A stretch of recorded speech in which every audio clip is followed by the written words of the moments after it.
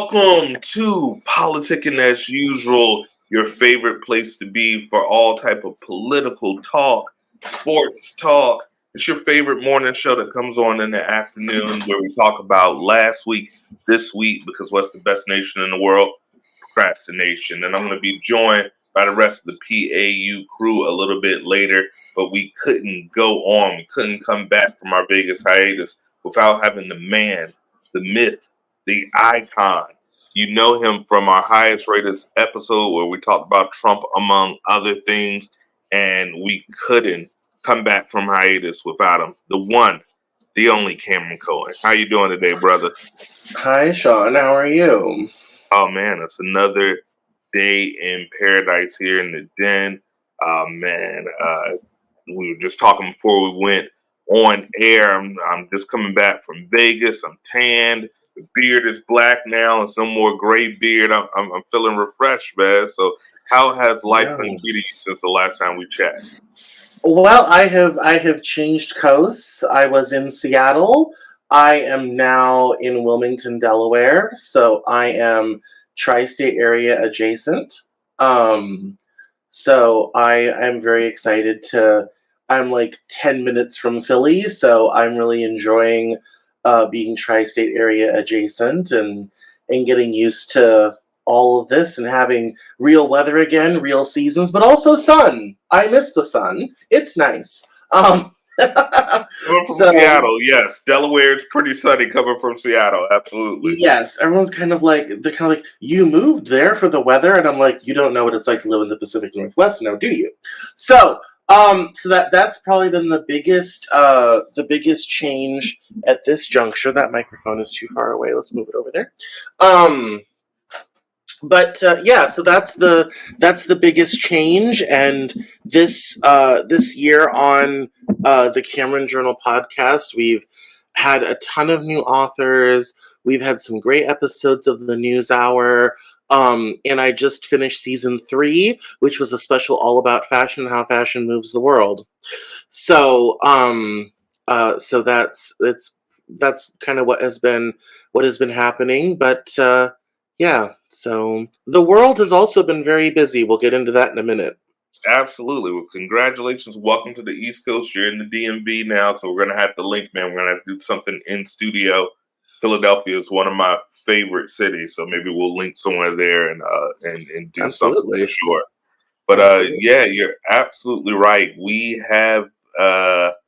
been changing our lives, but the world has been changing completely around us, and or maybe more of the same. I don't know. You tell me. But the reason I brought you out here, and of course, normally we crack laughs, we give you some news here, we give you some sports talk. This episode is going to be all about what's going on right now. Palestine, Israel, Hamas, what's going on in the world.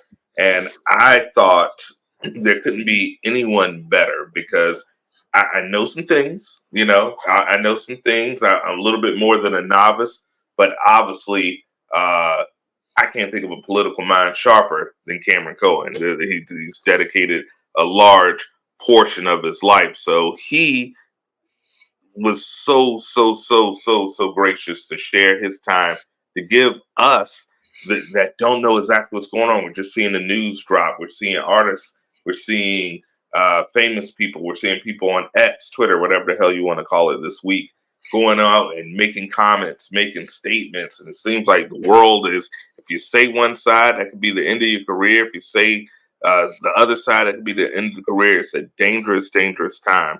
So let's start with the origin of this conflict that seems like it's been going on for millennia. But for those who may not know exactly what's going on and why this is such a big deal at this time, what are the actual origins of this conflict? How far back do you want to start? I mean, we can really go back about 2,000 years, but maybe let's start them in Moses marched the 1900. Jews out of Egypt to the land of Canaan. But I mean, unfortunately, it really does go back that far. That's the sad part. Is it That's the sad really part. does start in like everybody go to grandmama's house, get your Sunday school book, and open to page. Like, I mean, this really It does really have does. origins that far back in time, where you have this very old, ancient rootedness of the Jewish people in this particular land. And it wasn't just empty. It was when Moses and company arrived, it was occupied by someone else. And they were quickly gotten rid of, and then the Jewish people moved in. The Hebrews moved in. Um, and uh, and so fast forward through five empires: the Syrians, the Assyrians, the Babylonians, the Persians.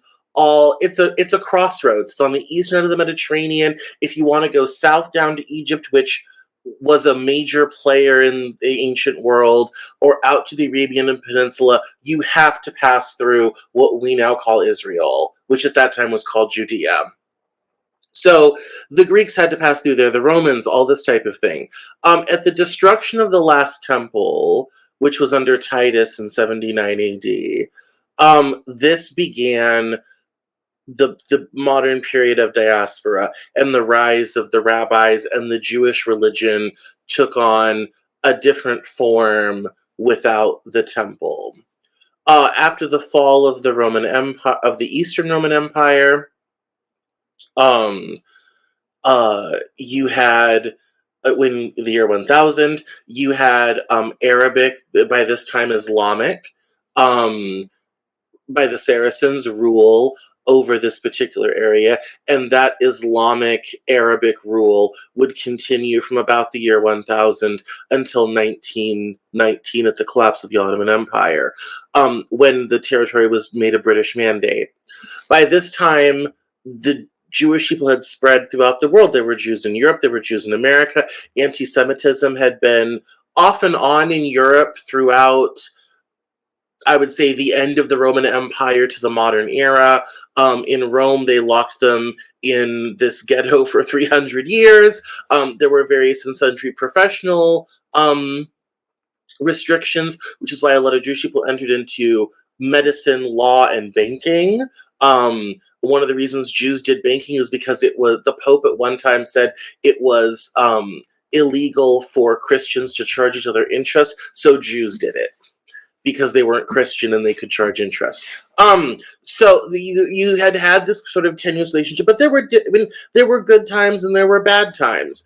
The pogrom, the whole destruction of Jewish communities, is events that dot, European history from the year 1000 and obviously until 1947, when the founding of Israel happens at the end of World War II and the beginning of the end of the British Empire.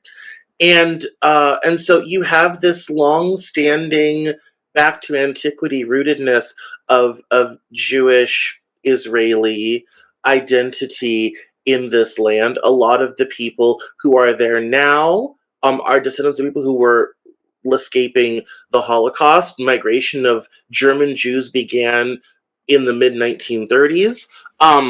Or immigration of Russian Jews began in the 1920s because the Jews were not popular with the communists, and pogroms had begun under Lenin in the 1920s. So you have a lot of descendants of German Jewry, Russian Jewry. It became this, especially coming out of World War II, where almost all Jews were displaced, either directly by the Nazis or by client states that were affiliated. Looking at you, Vichy France, looking at you, Spain, looking at you, Italy, you then Israel became this hub. This was enabled. Now, this is something you're going to want to remember. This was enabled by something called the Balfour Declaration. You will hear those two words, Balfour Declaration, as you hear about this news story. And that's because the British government, it became the official policy of the British government in 1888 that they would guarantee a Jewish state in Palestine. Now, at this time, Palestine was still part of the Ottoman Empire. So no one was quite sure how that state was going to come about, but after World War I, when Palestine became a British mandate, it became possible for the British government to actually make this happen, and they did so.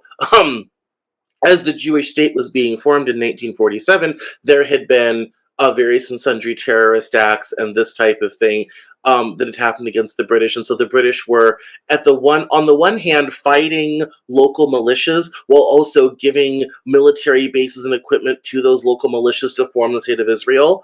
I'm working on a fiction book called A Suite at the King David Hotel that talks about this portion of history right in the years leading up to World War II. And what at that time was called the Jewish question. And obviously, with the Nazis in power, what to do with Jewish people became a very hot topic, especially as Germany was the most accepting country for Jews in Europe. Jews actually faced more discrimination and more restrictions in France and the UK and elsewhere throughout Europe. So in 1947, Israel is formed. The UN wants Jerusalem to be an international city governed not by local officials, but by the UN. That never happened. That was to allow Christians, Jews, and Muslims who all have holy sites in Jerusalem to be able to coexist there peacefully. Now, that had gone on under the Ottomans for several hundred years. Under the Ottomans, Jews, Muslims, and Christians had coexisted quite peacefully. So it seemed like a plausible thing at the time. However, the Arab world revolted against this idea of this creation of a Jewish state in the middle of what had at that time been very recently a unified Arab world. And so 13 nations declare war on Israel the day they're founded. By 1949, all those conflicts are ended, and Israel begins building a state. Now, Jews had already been there for 20 years at this point. They had built towns. Like Haifa didn't exist until about 1925. Tel Aviv was a village. Jaffa was a fishing village. These had become major cities, and so they began to carve out a state. Then throughout the 20th century, there were a series of wars. Now here's two you'll hear about. You'll hear a lot of comparisons to two particular conflicts. One's called the Six-Day War. One's called the Yom Kippur War. You'll particularly hear that phrase Yom Kippur War because this conflict is very similar to that. Both of these were incursions by Arab states and wars against Israel. One was by Egypt, one was by Syria. And those were both resolved very quickly with an Israeli victory. The relationship between Israel and the United States has been rather tenuous because of the population of Russian Jews who were primarily socialist. Israel during the Cold War was not actually aligned with the United States till about the 1970s. They actually more wanted to align with the Soviet Union because you had all those Russian Jews who'd come from there, looking to that as a better ideal for their society than the capitalist West. We in the United States made it our assiduous job to make sure that didn't happen, obviously for Cold War reasons. And so Israel and the United States have been cozy cousins since about the end of the 1967, but especially after the 70s war. This is especially true when Jimmy Carter in I should have looked this up before I said it, 1978, I want to say, signed what's called the Camp David Accords, which was a peace treaty between Israel and Egypt. It was the first peace treaty between Israel and an Arab nation. And that really cemented the relationship between the United States and Israel. So, fast forward to today. That's a lot of history. Let's all take a breath. I just had to cover 1,500 years in like 10 minutes. But fast forward to today, we now have our present conflict. I see questions. Go ahead. No, that was the perfect tidbit. That gave everybody all the lessons that I knew a lot of this stuff, but you filled me in on a lot. I'm going to bring in our co-host, Big Gerald. Welcome to the show, brother. How you doing? I'm doing well, everybody. How's everybody this afternoon, this evening? There you go. Big Gerald, this is the mastermind that you just heard in the green room. Cameron Cowan, he is a political superstar, and Gerald's going to join in on this conversation. We also have some other people coming in. So Gerald, I know this has been interesting, and this is something that I really wanted to put this panel together because a lot of people in my community, and I'm talking about the African American community, we are being told two different things. One, shut your mouth about this. It's none of your business. I don't know if you guys have heard the quote of Dr. Umar Johnson, who came out the other day and they asked him about this. And obviously, he's a world famous Pan Africanist, and you understand his point of view comes from African American, the people that were on the diaspora. That's where his mindset. So he's, and I'm paraphrasing, but he essentially said, hey, we don't want to see the loss of life anywhere, but we've got our own problems. And then you hear the other side of Black America, the more, I would say, probably conservative Christian, especially in the South side, that's we stand with Israel. We stand with Israel, which puts us at an interesting place because when you look on each side, certainly you can relate to each side.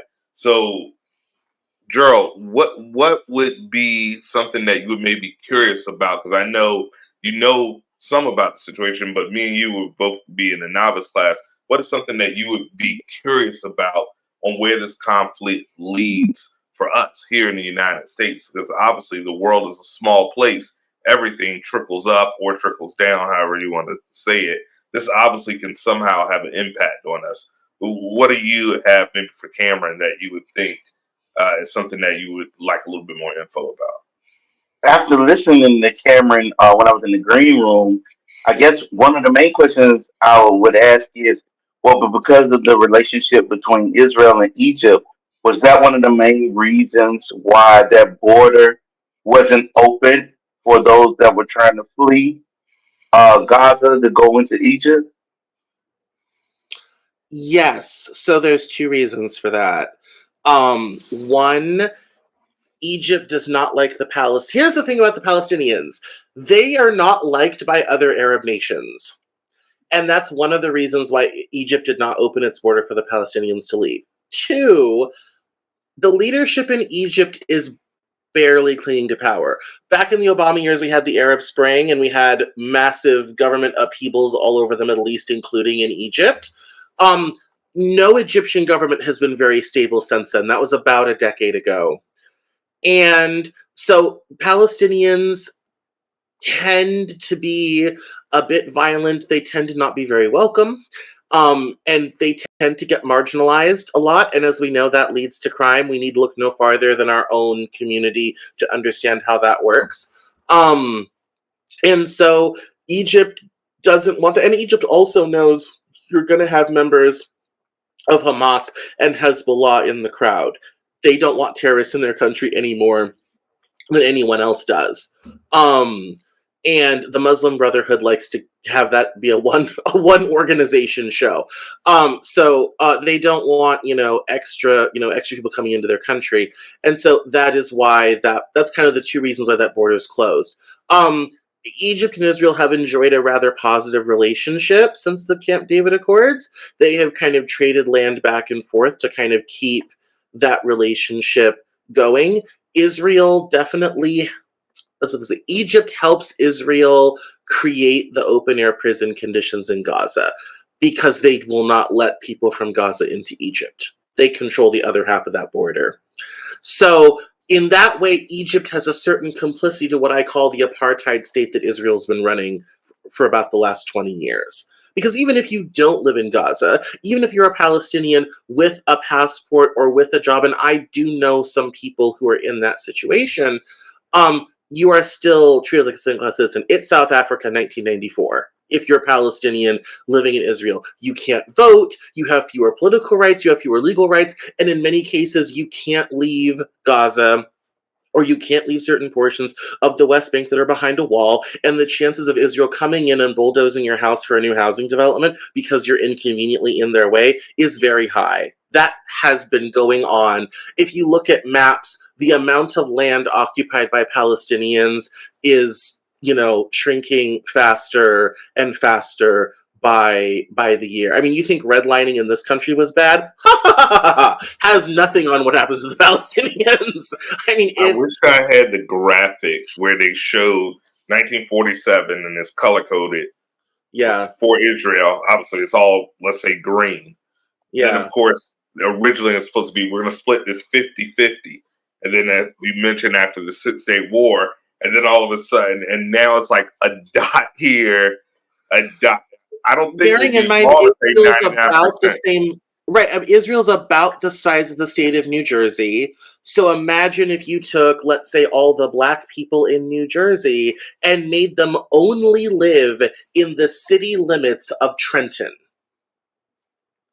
So that's everybody. That's Mary J. Blige, Chris Rock, Wendy Williams, everybody that lives in Jersey, and force them all to live in just the city limits of Trenton, New Jersey. And every time you protested, they bombed your town, they bulldozed your house, all this type of thing. I mean, it's just like a comparison. It's like it's like Tulsa 1921. Oh, the black people are making too much money. We will burn this whole city down to stop that from happening. That's how Israel's been treating the Palestinians. I'm not condoning what Hamas does.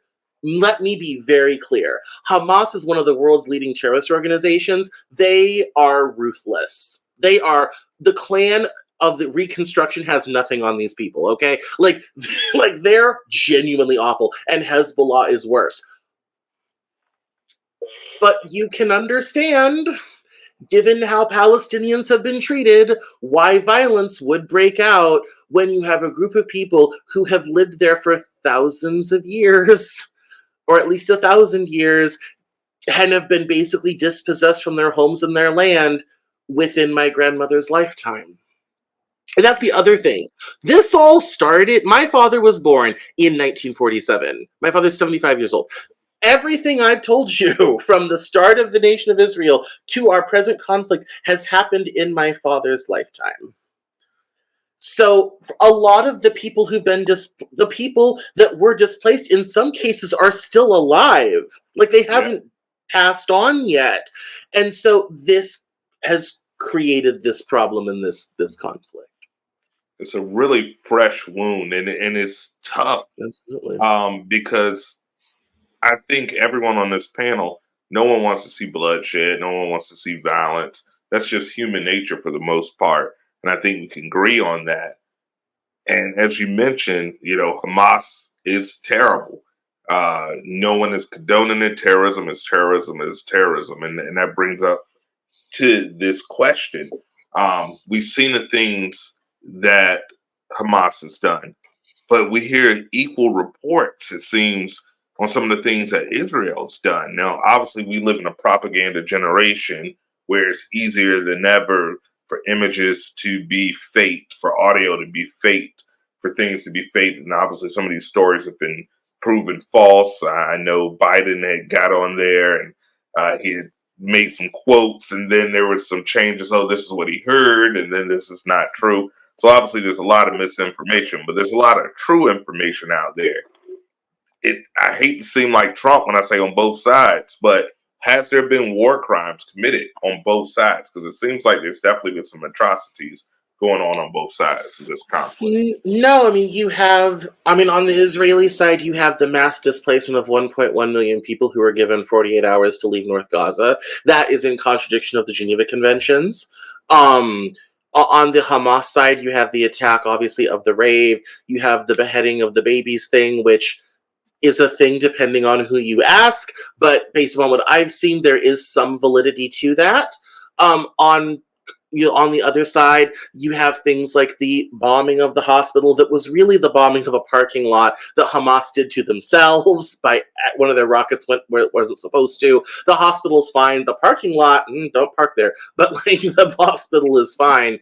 It is the tough thing about Israel Palestine is something that I find so frustrating, and I have cautioned so much on Twitter. This is a very nuanced situation. both sides have some guilt and both sides have some complaints. Obviously, if you're Israel, you do not want an enemy launching rockets into your country at willy-nilly any sort of whim. They built the Iron Dome for a reason, and even when it works, it's frightening to have all those explosions happening right overhead. I mean, I was watching The View the other day, and their Matt Gutman was literally running into a Mercedes van in the midst of bombing because rockets were happening. The IDF thought they'd secured the area. They hadn't really, and they were literally reporting from a van. The other night, Anderson Cooper was standing on a balcony in Tel Aviv, and you can watch the Iron Dome getting the rockets, and that was, frightening enough. You obviously don't want that, but then you also have Israel running this apartheid regime that, as we know in any country, is going to cause violence eventually somewhere at some point. And we even know that from our own history. Every 20 or so years we have a major race riot in this country, for the simple reason that when you marginalize an other and make a set of citizens second class, eventually that's a pressure cooker that's going to explode. And that, unfortunately, has been what has been going on between Israel and Palestine at this point for decades. Oh my God. God, man, you're absolutely right. So, Gerald, you've seen a lot of the reporting that's going on. What is your feeling? I know you're the pharaoh of Christian Mingle, which might be contradictory now that I think about it. But but as a Christian man, have you heard any talk, from the family? Oh, what's going on in here? Because as I mentioned, I always hear people on both sides. Shout out to a niece. He's blowing up right now. He's from Palestine, and he's a den mate, and he has the song "Sun and Moon," and he's really been going hard because he's from Palestine with the Free Palestine, and doing shirts and shows and raising money for some of the people out there. But has there been anything that you've seen, just from talking to friends, talking to family, talking to coworkers about this conflict that's kind of shocked you? I think the most shocking thing that I've heard so far is a lot of predominantly Southern men, Southern Christian men, questioning whether we should be aligned with Israel. Who's really the wrong party in this? Um, with like I said, with our history, you would think that they would be siding with Israel on a lot of this, but a lot of that has not been happening. This is why when we had this idea, I was all for coming on, hearing a different point of view, because I never expected that to be the conversation. Are we backing the right horse? I hate to say it like that, but that's pretty much what it is. And so for me, it was interesting to hear the dynamic of them changing and trying to see if we were actually on the right side of this. So far, that has been the biggest thing I've heard. All right. It's a difficult. I think it's a difficult conversation, and I've seen this on Instagram, especially in Black and Brown communities, because when you start talk about systems of oppression, and you talk about what it means with systems of oppression and all this type of thing, it's like, well, if we're backing Israel, we're backing the oppressor. Well, we all have lived experience of what it's like to live in a system of oppression. We live in America. And so it's kind of like, but on the one hand, it's not necessarily great what Hamas is doing. Obviously, like I said, Hamas is one of the most largest, well-funded, most effective terrorist organizations on the planet. That's not necessarily who you want to be getting in bed with either. And that's what makes this conflict, I think, very difficult for people to really handle and comprehend. And I see a very dangerous black and white dynamic going on that's very common in our politics now. That does not work here in this conflict between Hamas and Israel, and we are not well served by that dynamic. It's more Absolutely. complicated than that. Yeah, sometimes you need a sledgehammer, sometimes you need a scalpel, and this is definitely a scalpel situation. Bring it in Absolutely. apparently the depths of hell. He's really dark out there. But Yeah. what's up, Al Jones? How you doing, brother? Oh, what's up? I'm a little under the weather. I wasn't even gonna come on camera. I was just gonna be my avatar, but it's Oh, we appreciate you coming in. We know the bug is going around. Hopefully, it's not the vid and just this regular flu that's going around. Or I don't know, that might be worse, man. But you've been in the green room. You've been listening in, man, and obviously, we just really are getting everybody's views of this conflict. You're a red-blooded American, just like the rest of us. But obviously, we do have some concerns. The world's a global place. What has been your view? Because it's been dominating the airwaves, dominating Twitter, dominating every place that you get your news, including Politicking as Usual. What has been your view so far of what you're seeing and the reporting and some of the salacious stories that's going out? I think I was kind of surprised by just like the overall way that people seem like they don't really care about all those innocent people that died in Israel that had nothing to do with anybody being oppressed or anything. I get all that. I get people being oppressed. I get all of that. But when you start beheading babies and killing wives and doing stuff to people that had nothing to do with anything, it's just hard for me to feel any sympathy. Yeah, I mean, I don't know much about it. I'm still trying to like research it, but just from that standpoint, I don't really feel any sympathy. So whatever they get, and I think that's a tough thing when you come with some say it's terrorism, some say it's freedom fighting, depending on what side you're on. I It's literally really, wrote a paper in grad school called Terrorism as a Matter of Perspective, where it's a I matter talked of about perspective. no, I talked about like one man's terrorism is another man's freedom fighter. It depends on which side of the system of oppression you're on. I Absolutely. mean that is a part of it. And it's also, is it fair to blame every Israeli for what the Israeli government does towards Palestinians, as we do not want to blame every Palestinian for what Hamas does, who's been Right. nominally in power of the Palestinian Authority since 2006. And again, this is why I say this situation is incredibly complicated, and that's why I approach it from a status of, I don't want violence on any side. I want both sides to live in peace. I do not want either side oppressing the other. And if there's, I think, any mistake the United States has made in the last 30 years is we've had multiple opportunities to force Israel to accept a two-state solution, and we haven't done it. To say, you are going to let them have a government, you are going to let them have this happen, yes, you will do this, and we have been very hesitant to do that, partly because, going back to what Big Gerald was talking about, especially in the Republican Party, evangelical voters back Israel, no questions asked. It's just, and I grew up evangelical, I know, like, it's no questions asked. And so there have been these missed opportunities to really do something, on that front. And I tell people, I said, people are like, well, I haven't made progress on this. I said, you needed to vote in more Democrats. Since 1980, we've only had 3 Democrat presidents, counting the one presently in office. It's been a string of Republicans, one after the other, who, they're never going to get Israel to enforce a two-state solution. Half their voting base is waiting for Israel to take over so that the rapture happens and Jesus comes back. And that's not a lie. That's what people actually believe. And so the only side that's going to be willing to engage with this in a different way is on the Democrat side. And the reality is Democrats have only been in office for 16 out of the last 40 years. And so so there have been these missed opportunities to kind of make these things happen. And I hate to have to do this, but I'll give Trump credit.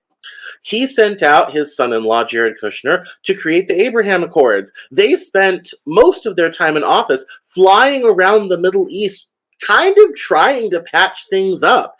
They got El Al to start flying to Qatar. They got Qatar and Bahrain to agree with some peace treaties with Israel, some economic cooperation.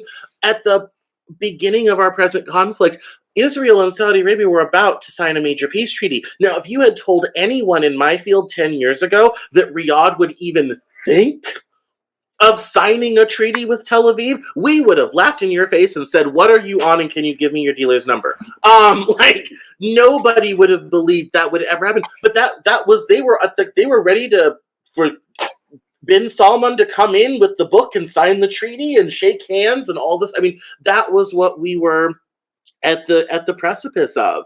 And I have to give credit. The Trump administration did yeoman's work trying to do something about the Middle East. And unfortunately, Hamas just kind of stuck a stick of dynamite under the whole thing. And it will be up to the Biden administration to try to save that good work. But this region is very complicated.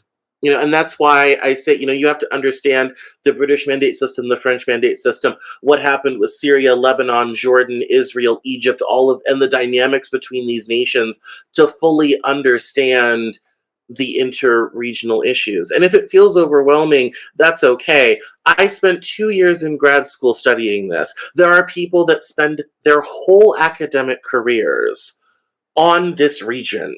There are whole think tanks and institutions at the Rand Corporation and elsewhere who have hundreds of people like me who spend their lives just dealing with the Middle East. It is incredibly complicated. So don't feel bad, is my point. Don't feel bad if you don't understand it all. Some of us spend our lives working on this stuff. It's a lot. It's a lot. Yeah. And the world seems like it's a pressure cooker right now. Of course, we have what's still going on in the Ukraine. We still have what's going on right now. I've been hearing peace in the Middle East since I was probably 6 years old. Rappers saying peace in the Middle East. We still haven't had that yet. Of course, what's going on with China, what's going on with inflation, what's going on with climate change. It seems like we're at a pressure cooker right now.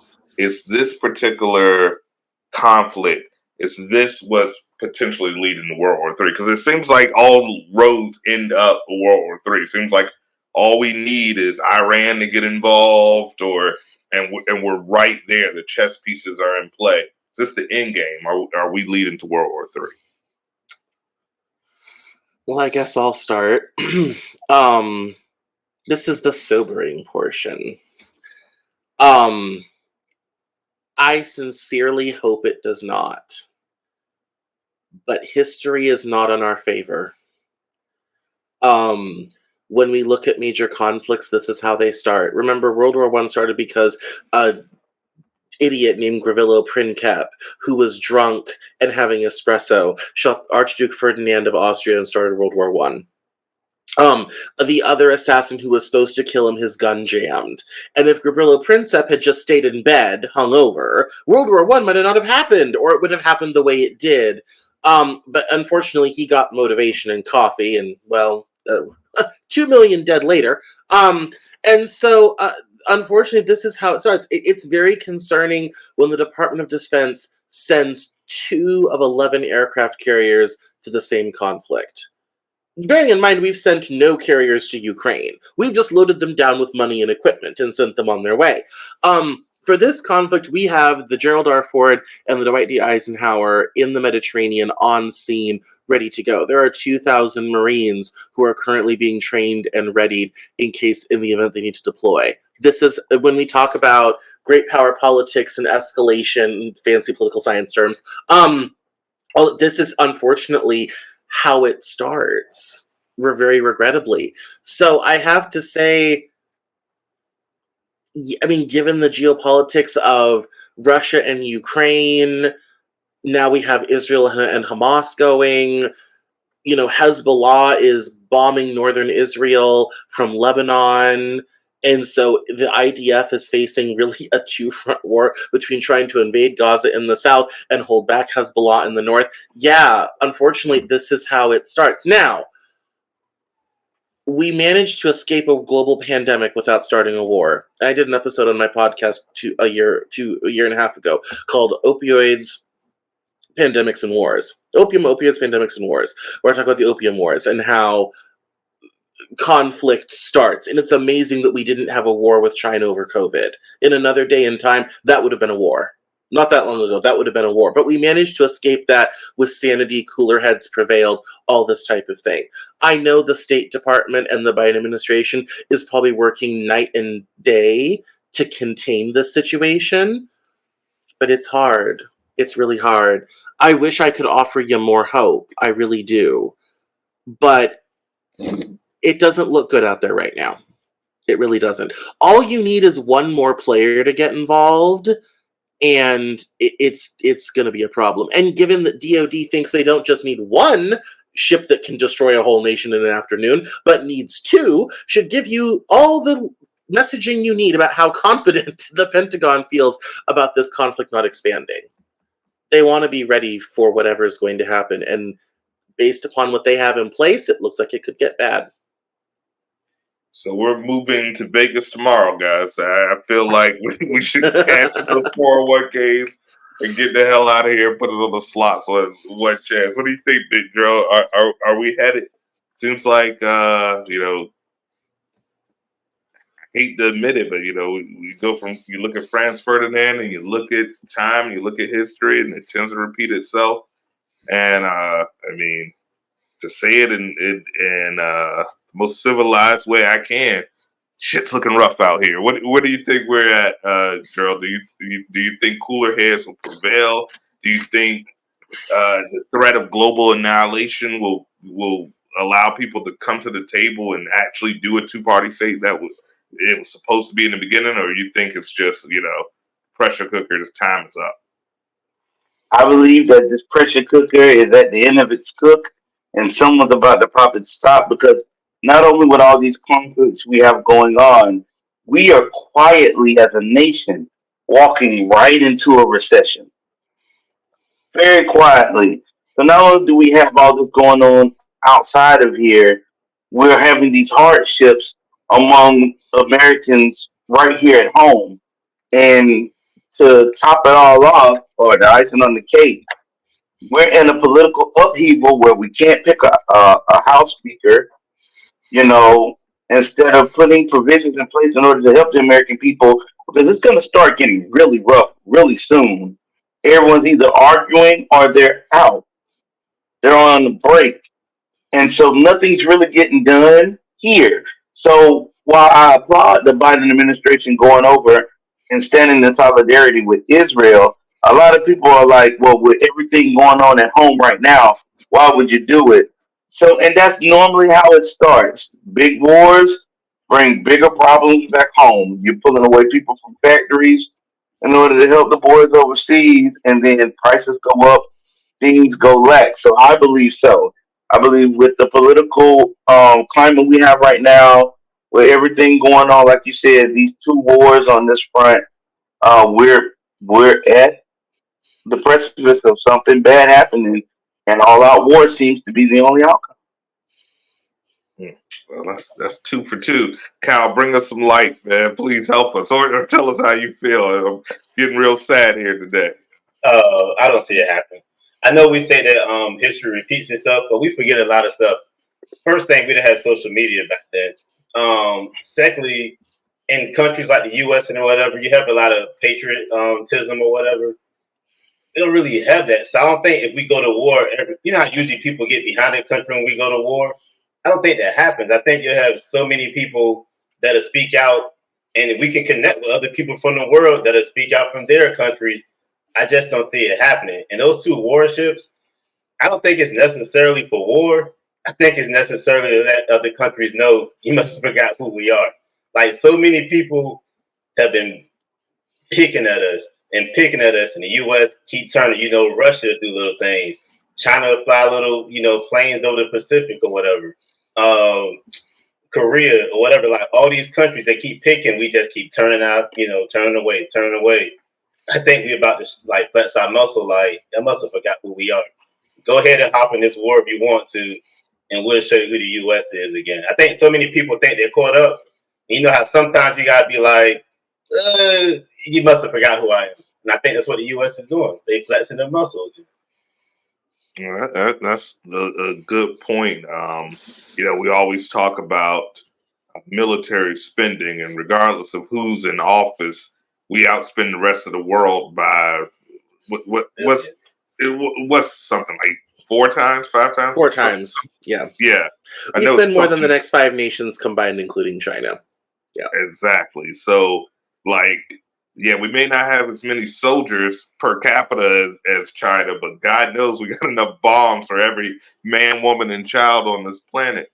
So, yeah, it's rough for me because I'm not a gloomy guy, but I am a realist. Unfortunately, some people say this class is half full, this glass is half empty, and I'm the one to say, "Hey, there's piss in this glass."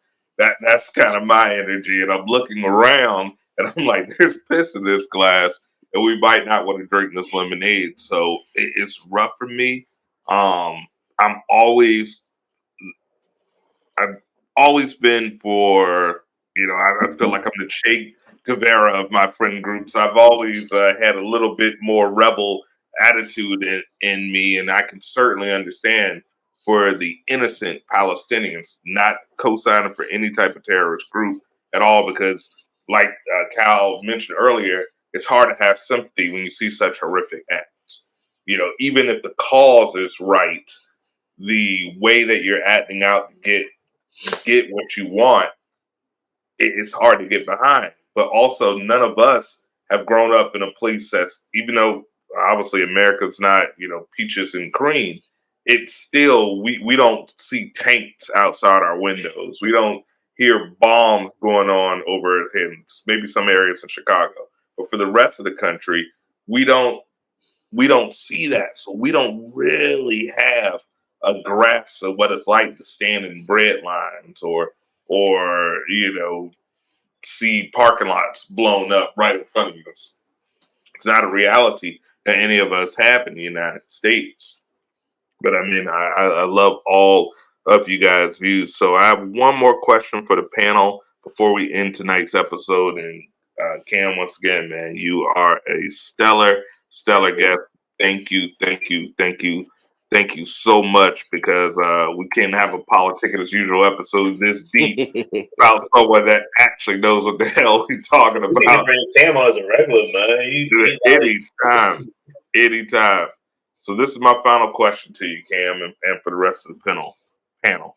Um, why does the UN not intervene with airstrike, Chad? I think we just kind of touched on the answer, talking about World War III, but it seems like with this, the UN would have got involved. Well, why haven't they got involved with some type of airstrikes or something to eliminate this?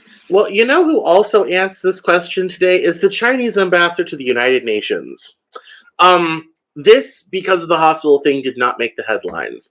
The Security Council of the United Nations wanted to pass a resolution today condemning this conflict, and it was vetoed by the United States because of our relationship with Israel. Anything in the UN that is perceived to be against Israel, the United States vetoes, using its power as one of the 5 permanent members of the UN Security Council. And the Chinese ambassador basically was kind of like, if this were anyone else, this wouldn't be a problem.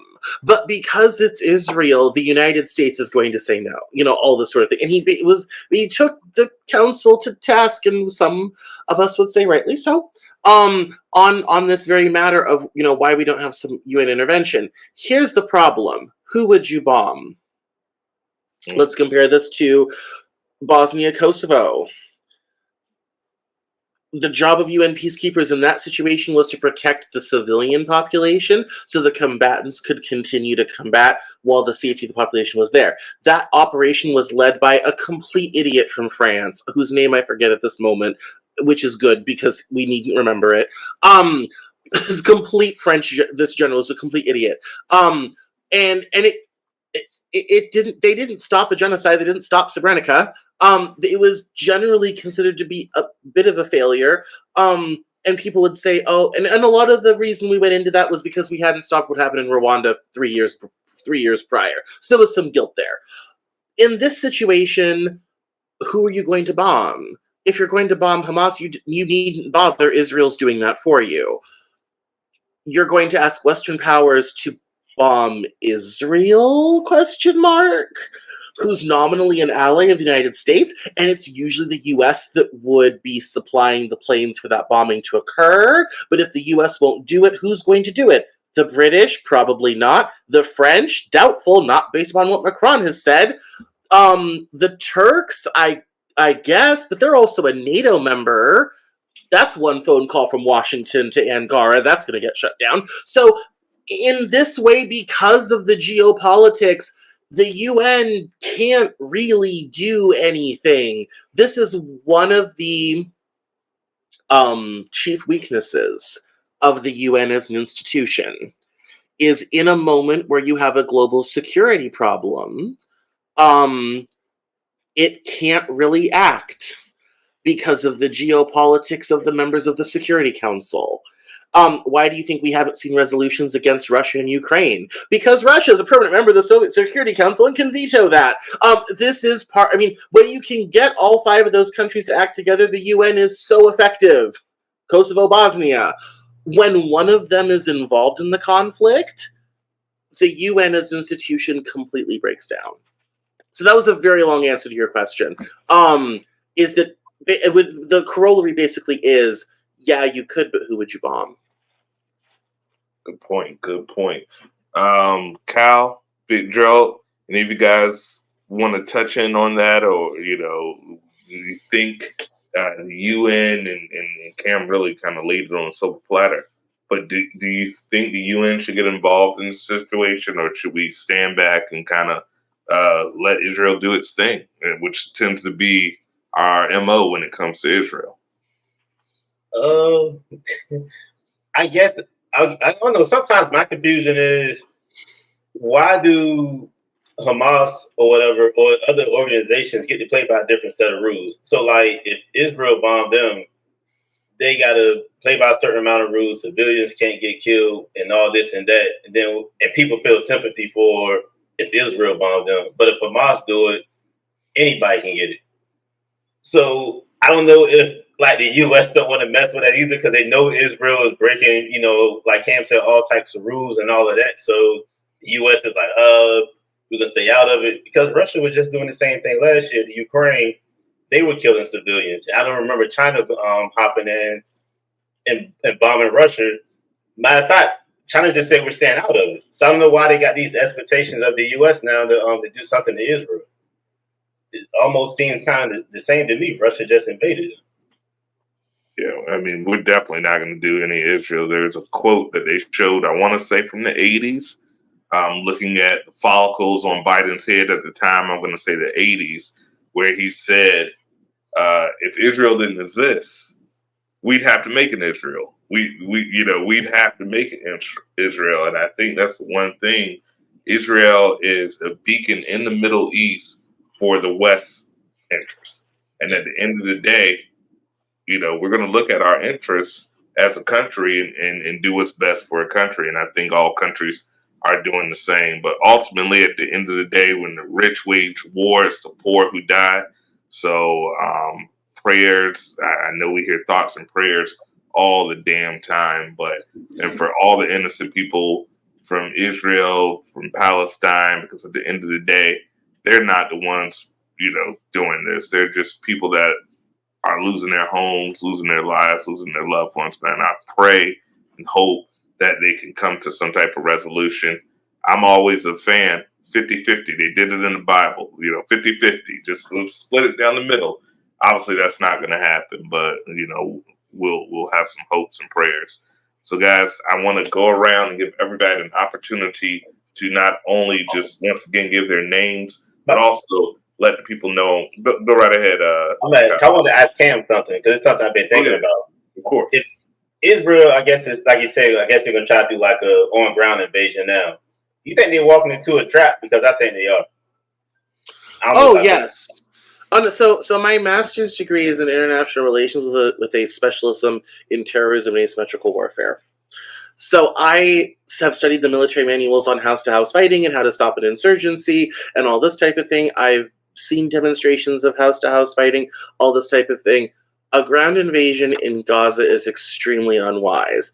Hamas has had, all day, every day, for the last 10 years, to build an ever more elaborate systems of weapons caches, bunkers, tunnels. Who knows what they have all going on in there? No one really does. I think a ground invasion in Israel is quite dangerous.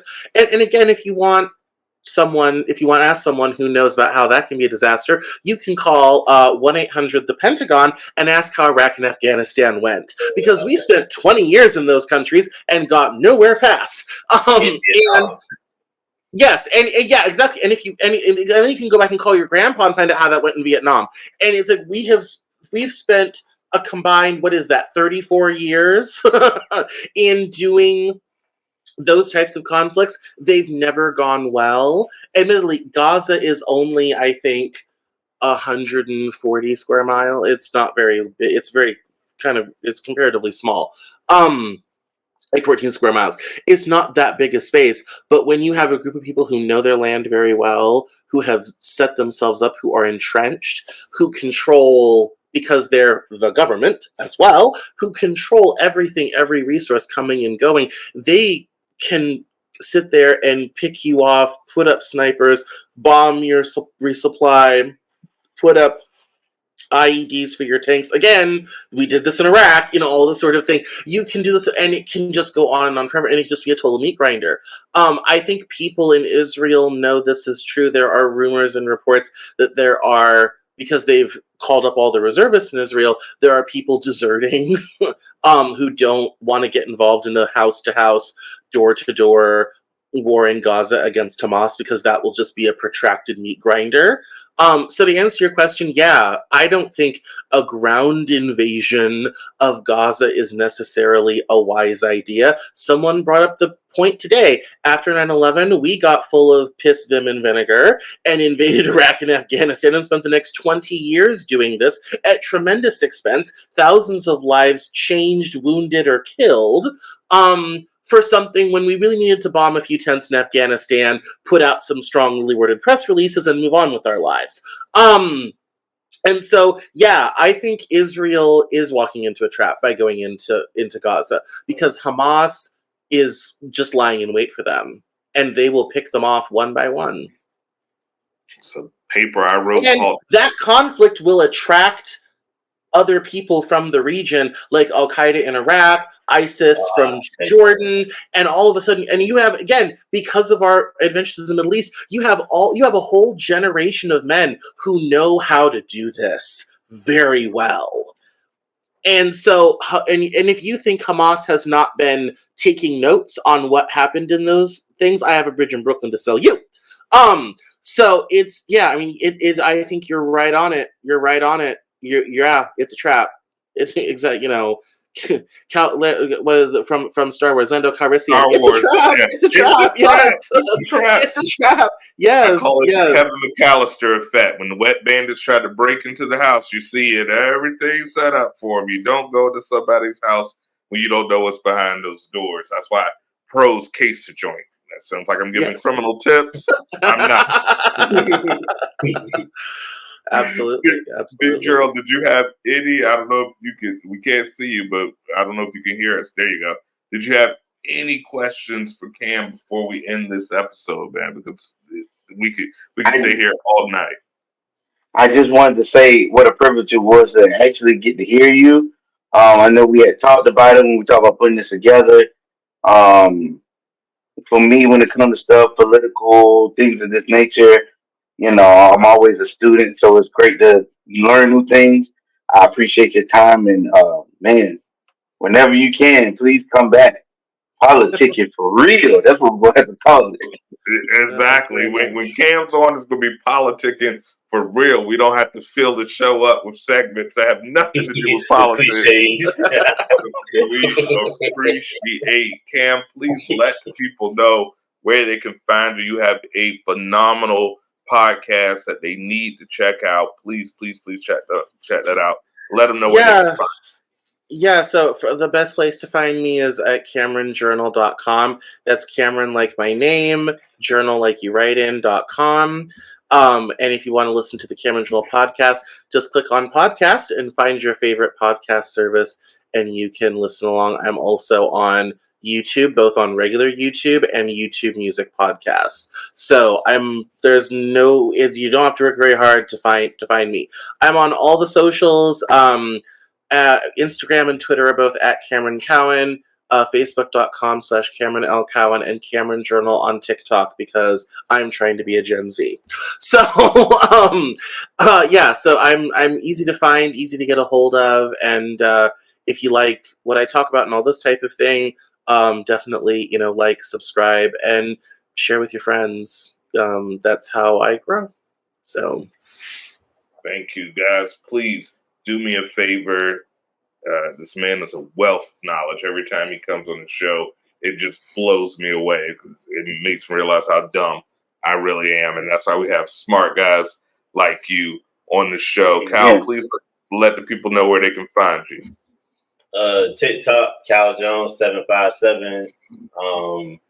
YouTube, Cal Jones 757. Facebook, Alvin Chapman. Keeping Up with the Cal Joneses. That's the channel on YouTube. Blowing the Whistle Sports on YouTube. Politicking as Usual. This show down in the Den, All Punishment. Everywhere. You should have no excuse not to find me.